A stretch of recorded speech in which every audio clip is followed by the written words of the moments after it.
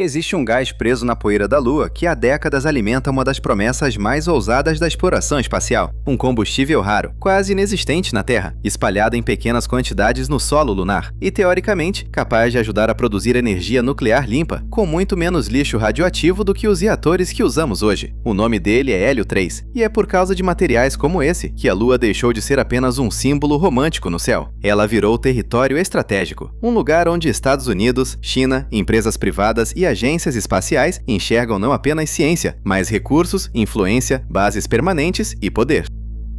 Só que existe uma diferença enorme entre a promessa e a realidade, porque o Hélio 3 da Lua é uma das ideias mais fascinantes da ciência moderna e também uma das mais exageradas. Muita gente fala dele como se fosse o combustível que vai dar energia infinita para a humanidade, como se bastasse pousar na Lua, cavar um pouco de poeira, trazer alguns tanques para a Terra e pronto. Adeus petróleo, carvão, gás natural e crises energéticas. Mas o verdadeiro mistério é mais complexo. O Hélio 3 pode ser importante. A Lua pode virar uma fronteira de mineração. Estados Unidos e China estão sim disputando presença lunar, mas ainda não existe hoje uma economia lunar funcionando, nem reatores comerciais usando Hélio 3 como combustível. A própria Agência Espacial Europeia explica que a fusão com Hélio 3 é uma ideia promissora, mas ainda não conseguiu produzir energia líquida em escala útil. Então a pergunta não é simplesmente vamos minerar a Lua amanhã? A pergunta é, por que países poderosos estão se posicionando agora para controlar recursos que talvez só sejam decisivos no futuro? Antes de continuar, se inscreve no canal e ativa as notificações, porque aqui a gente pega temas que parecem ficção científica, como minerar a Lua, e mostra o que existe por trás: energia, geopolítica, tecnologia, ambição e a disputa silenciosa pelo próximo século. Agora vamos entender o Hélio 3. O hélio comum que você talvez associe a balões é o Hélio 4. Já o Hélio 3 é um isótopo raro do hélio, com uma diferença no núcleo. Ele é muito escasso na Terra, mas pode ser encontrado em maior quantidade na superfície lunar, misturada ao regolito, aquela poeira fina e rochosa que cobre a Lua. Mas por que haveria Hélio 3 na Lua? Porque o Sol lança constantemente partículas pelo espaço, em um fluxo chamado vento solar. Na Terra, o campo magnético e a atmosfera protegem a superfície de boa parte desse bombardeio. A Lua não tem uma atmosfera como a nossa, nem um campo magnético global forte. Então, durante bilhões de anos, partículas do vento solar foram atingindo o solo lunar e ficando presas em camadas superficiais da poeira. Em outras palavras, a Lua funcionou como uma esponja cósmica. Durante bilhões de anos, ela ficou coletando partículas do Sol, e entre essas partículas está o Hélio 3. A grande promessa é que o Hélio 3 poderia ser usado em certos tipos de fusão nuclear. Fusão é o processo que alimenta estrelas. Núcleos leves se unem e liberam energia. Na Terra, cientistas tentam há décadas dominar a fusão como fonte de energia. A ideia é criar uma usina capaz de gerar eletricidade com enorme densidade energética, sem emitir carbono durante a operação, e com menos resíduos e longa duração do que a fissão nuclear tradicional. O Hélio 3 chama a atenção porque algumas reações envolvendo esse isótopo poderiam liberar menos nêutrons, reduzindo parte dos problemas de radioatividade nos materiais ao redor do reator. Um estudo antigo da NASA sobre mineração lunar já tratava o ciclo deutério-hélio 3 como uma opção de fusão com emissão de nêutrons muito menor em certas configurações. Content Reference, abre colchetes. O iCIT, 2.1, fecha colchetes. Index igual a 1. Parece perfeito.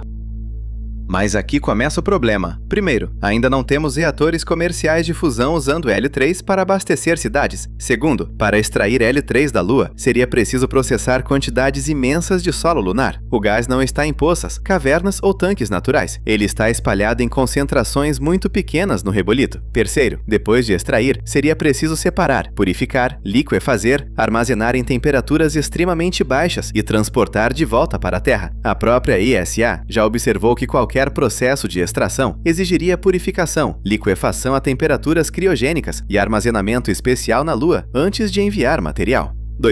Content Reference, abre colchetes. O AICITE, 2.2, fecha colchetes. Index igual a 2. Agora pensa no tamanho do desafio. Não estamos falando de mandar astronautas pegarem pedras brilhantes. Estamos falando de construir uma indústria de mineração fora da Terra. Robôs, energia, escavadeiras lunares, processamento de poeira, controle térmico, bases, lançamentos, transporte, manutenção, comunicação, proteção contra radiação, operação em gravidade baixa. Tudo isso em um lugar sem ar, sem rios, sem estradas, sem oficinas e sem margem para erro. Minerar a Lua não é como minerar no deserto. É como construir uma indústria inteira dentro de um ambiente hostil, a quase 400 mil quilômetros de casa.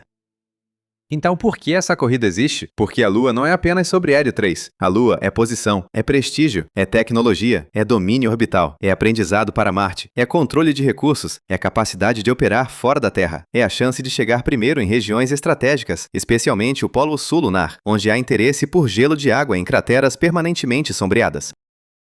E aqui entram Estados Unidos e China. Os Estados Unidos têm o programa Artemis, que busca levar astronautas de volta à superfície lunar e estabelecer uma presença sustentável. A NASA também vem financiando tecnologias de prospecção de recursos lunares, incluindo recursos no regolito como hidrogênio e hélio 3, com foco em missões mais autossuficientes.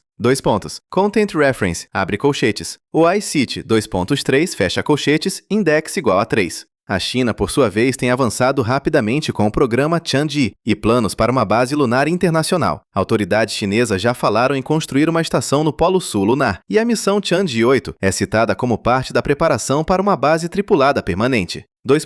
Content Reference, abre colchetes. O AICITE, 4, fecha colchetes, index igual a 4. Essa disputa não precisa começar com mineração industrial para já ser geopolítica. Basta olhar para a história. Quando uma nova fronteira aparece, quem chega primeiro ajuda a definir regras. Quem domina a tecnologia ganha influência. Quem instala infraestrutura cria vantagem. Quem mapeia recursos sabe onde vale pousar. Quem controla rotas, energia e comunicação controla a expansão seguinte. A Lua pode virar o porto estratégico do século XXI, e o Hélio 3 é uma das promessas que tornam essa corrida mais sedutora, porque ele oferece uma narrativa poderosa, energia limpa vinda do espaço. Imagine vender essa ideia para o público. Bases lunares minerando um combustível raro, enviado à Terra para alimentar reatores de fusão, reduzindo dependência de combustíveis fósseis e inaugurando uma nova era energética. É uma imagem quase irresistível, mas a ciência exige cautela. Fusão nuclear já é difícil com combustíveis mais estudados. Fusão com hélio 3 pode exigir temperaturas ainda mais altas e condições extremamente exigentes. Além disso, a economia precisa fechar. Não basta ser fisicamente possível, precisa ser mais barato, mais eficiente e mais confiável do que alternativas terrestres. Se para gerar energia você precisa mandar máquinas para a Lua, processar toneladas e toneladas de solo, liquefazer gás raro, lançar de volta para a Terra e ainda usar em reatores que ainda não existem comercialmente, a pergunta econômica fica brutal. Isso realmente compensa? Hoje, a resposta honesta é: ainda não sabemos. E talvez ainda falte muito, mas a corrida espacial não funciona apenas pelo que é lucrativo agora. Ela também funciona pelo que pode se tornar estratégico depois. Na Guerra Fria, a ida à Lua não era economicamente racional no sentido simples. Era uma demonstração de poder tecnológico, político e militar. Agora, a nova corrida lunar mistura ciência, prestígio e recursos. Só que desta vez, há um ingrediente novo: empresas privadas. A exploração espacial não é mais apenas agência governamental. Empresas constroem foguetes, módulos, sondas, robôs, tecnologias de pouso e sistemas de mineração experimental. Algumas já olham para a Lua como um futuro mercado de recursos. Não só hélio 3, mas também água, oxigênio, metais, materiais de construção e combustível para missões mais distantes. Porque talvez o primeiro grande uso dos recursos lunares não seja trazer riqueza para a Terra, talvez seja usar a própria Lua como base. A água lunar pode virar oxigênio para respirar e hidrogênio para combustível. Regolito pode virar material de construção. Energia solar pode alimentar bases. O hélio 3 pode ser estudado como recurso futuro. A Lua deixa de ser destino e vira infraestrutura. Um posto avançado, um laboratório, um campo de testes para a economia espacial. E se um país dominar esse ecossistema antes dos outros, ele ganha uma vantagem difícil de medir. Por isso, o hélio 3 é quase um símbolo. Ele representa uma pergunta maior: quem vai controlar os recursos fora da Terra? O Tratado do Espaço Exterior proíbe países de reivindicarem soberania sobre corpos celestes como se fossem território nacional. Mas a exploração e o uso de recursos espaciais ainda geram debates jurídicos complexos. Se uma empresa extrai algo da Lua, aquilo pertence a quem? Ao país que autorizou? À empresa? À humanidade? A ninguém? Essas perguntas parecem filosóficas agora, mas se houver mineração lunar real, elas se tornarão econômicas e políticas, porque toda corrida por recurso começa com uma palavra bonita: exploração, e termina com uma pergunta difícil: propriedade. A Lua pertence a todos, ou a quem tiver tecnologia para chegar lá? Esse é o lado sombrio da corrida lunar. A humanidade olha para a Lua como patrimônio coletivo, mas a capacidade de explorá-la está concentrada em poucos países e poucas empresas. Se os recursos lunares forem valiosos, a desigualdade tecnológica da Terra pode ser exportada para o espaço. O futuro espacial pode nascer com os mesmos conflitos do passado terrestre: disputa por território, controle de recursos, dependência tecnológica, acordos assimétricos, promessas de progresso e concentração de poder. Só que agora em outro mundo. É por isso que falar de Hélio 3 não é falar apenas de física, é falar de imaginação política. A promessa de energia limpa e infinita precisa ser vista com cuidado. Nenhuma energia é realmente infinita. Toda tecnologia tem custo, infraestrutura, limites e consequências. Mesmo uma fonte limpa precisa de mineração, transporte, reatores, materiais, manutenção e decisões políticas. O Hélio 3 pode ser parte de um futuro energético, mas não é uma varinha mágica. Talvez nunca seja economicamente viável trazer grandes quantidades da Lua para a Terra. Talvez a fusão avance por outros caminhos. Talvez o Hélio 3 seja mais útil no espaço do que na Terra. Talvez vire apenas um símbolo de uma corrida maior por presença lunar. Ou talvez, daqui a muitas décadas, ele se torne um dos combustíveis mais disputados da história. O ponto é que países não esperam a certeza para disputar o futuro. Eles se posicionam antes, mapeiam antes, investem antes, criam alianças antes.